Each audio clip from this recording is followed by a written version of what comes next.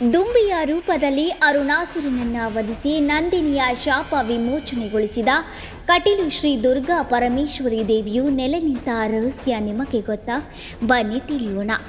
ಜಾಬಾಲಿ ಎಂಬ ಋಷಿಯ ಆಶ್ರಮವಾಗಿದ್ದ ಈ ಕ್ಷೇತ್ರದಲ್ಲಿ ಅಕಾಲಿಕವಾಗಿ ಬರಗಾಲ ಬಂದ ಕಾರಣ ಋಷಿಯು ಇಂದ್ರಲೋಕದಿಂದ ಇಂದ್ರದೇವನಿಗೆ ತಿಳಿಸಿ ಕಾಮಧೇನುವನ್ನು ಕರೆತರಲು ನಿರ್ಧರಿಸ್ತಾನೆ. ಆದರೆ ಅಲ್ಲಿ ಆಗ ಕಾಮಧೇನು ಇಲ್ಲದೆ ಇರುವ ಕಾರಣ ಇಂದ್ರದೇವ ಕಾಮಧೇನುವಿನ ಮಗಳಾದ ನಂದಿನಿಯನ್ನ ಕರೆದುಕೊಂಡು ಹೋಗು ಎಂದು ಆಶಿಸುತ್ತಾನೆ.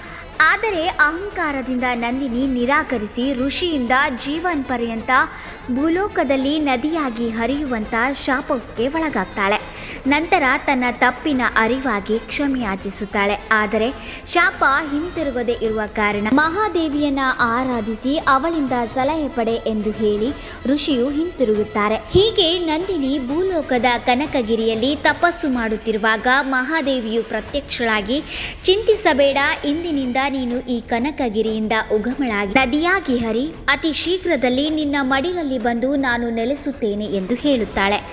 ನಂತರ ಬ್ರಹ್ಮನಿಂದ 2 ಅಥವಾ 4 ಕಾಲುಗಳುಳ್ಳ ಜೀವಿಯಿಂದ ಸಾವು ಬರಲೇಬಾರದೆಂಬ ವರ ಪಡೆದಿದ್ದಂತಹ ಅರುಣಾಸುರ ಎಂಬ ರಾಕ್ಷಸ ಅಲ್ಲಿಯ ಜನರಿಗೆ ಹಿಂಸಿಸುತ್ತಾನೆ. ತನ್ನನ್ನು ಸಂವರಿಸಲು ಮೋಹಿನಿ ರೂಪವನ್ನ ತಾಳಿ ಬಂದಂತಹ ಮಹಾದೇವಿಯನ್ನ ಬಲಾತ್ಕರಿಸಲು ಮುಂದಾದಾಗ ಮಹಾದೇವಿಯು ಕಲ್ಲು ಬಂಡೆ ಒಳಗೆ ಸೇರಿ ಅದೃಶ್ಯಳಾಗಿ 6 ಕಾಲಿನ ದುಂಬಿಯ ರೂಪವನ್ನ ತಾಳಿ ರಾಕ್ಷಸನನ್ನ ಕೊಲ್ಲುತ್ತಾಳೆ. ಹೀಗೆ ಕೋಪಾಗ್ನಿಯಾಗಿರುವ ಮಹಾದೇವಿ ಶಾಂತ ರೂಪಿಯಾಗಿ ಲಿಂಗ ರೂಪಿಯಾಗಿ ನದಿಯಲ್ಲಿ ಶ್ರೀ ಕಟೀಲು ದುರ್ಗಾ ಪರಮೇಶ್ವರಿಯಾಗಿ ನೆಲೆಸುತ್ತಾಳೆ.